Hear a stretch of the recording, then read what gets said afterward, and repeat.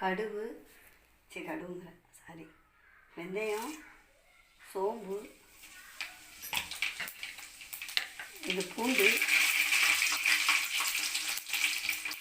சின்ன வெங்காயம் பெருசாக இருந்ததுனால மீனான இன்னைக்கு அரிஞ்சிருக்கேன்.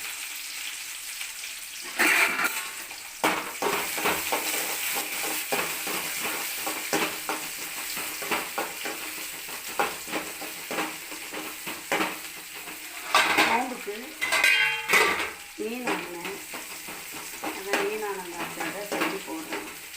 எல்லாம் நீங்கள் செய்கிற மாதிரி தான் நான் செஞ்சால் கொஞ்சம் நல்லா இருக்குமாங்க என்ன பண்ணணும். அவ்வளோதான். உப்பு காட்டலை, உப்பு போட்டேன். கொஞ்சம் விடன்னு தண்ணியாக வச்சா பச்சை மிளகும் போடலை, காட்டலை, அப்புறம் தான் போடணும். எடுத்து வச்சு மறந்துட்டேன். அவ்வளோதான். போட்டு மிளகாத்தூள் கொஞ்சம் வறுக்கும் மிளகாத்தூள், இது கலர் மாதிரி போச்சு. போட்டுட்டு இது வந்து 2 கலந்து அரைச்சி வச்சுருக்கேன்.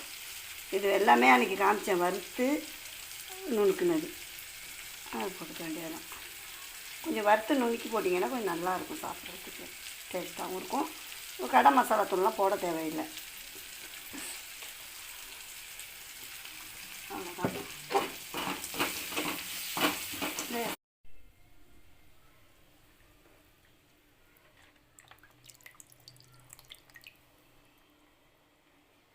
வெறும் அடவை மீன் தான்.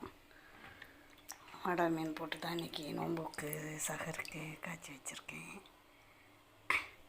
அம்மா எனக்கு ஒரு லைக் பண்ணுங்கடா, கமெண்ட் பண்ணுங்கடா.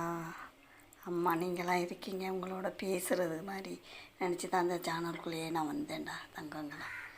யாருமே என்கிட்ட பேச மாட்டேறீங்க, எனக்கும் யாரும் இல்லை.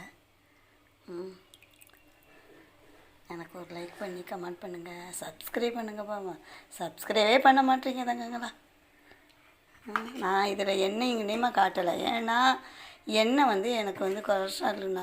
இந்த செனை எனக்கு ரொம்ப பிடிக்கும், அதனால் ஒரு 5-6 மீனில் செனை இருந்தது. அதனால் அது தனியாக வச்சு அதை போடுறத காட்டலை. அதனால் இதிலே போட்டுருவேன். வறுக்கிறதுல போட்டால் லேட்டாகும், அது சாயந்தரமாக கூட மீன் வறுக்கலாம்.